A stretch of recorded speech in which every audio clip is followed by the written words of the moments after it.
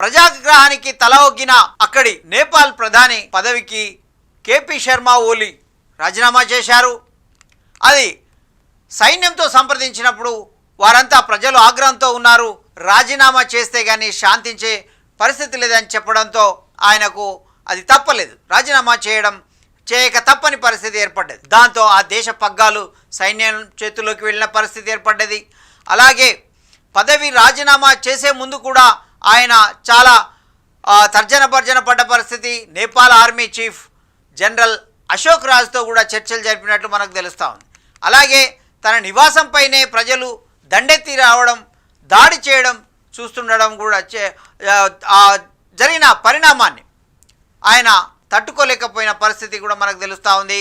ప్రధాని నివాసం నుంచి సురక్షితంగా వెళ్ళిపోయేందుకు మిలిటరీ సహాయంతో కోరక తప్పని పరిస్థితి, మిలిటరీ సహాయంతో ఆయన సురక్షిత ప్రాంతానికి వెళ్లాల్సిన పరిస్థితి ఏర్పడింది. ఇలాగే మరొక వైపు చూసుకున్నట్లయితే ప్రధాని పదవికి రాజీనామా చేయాలని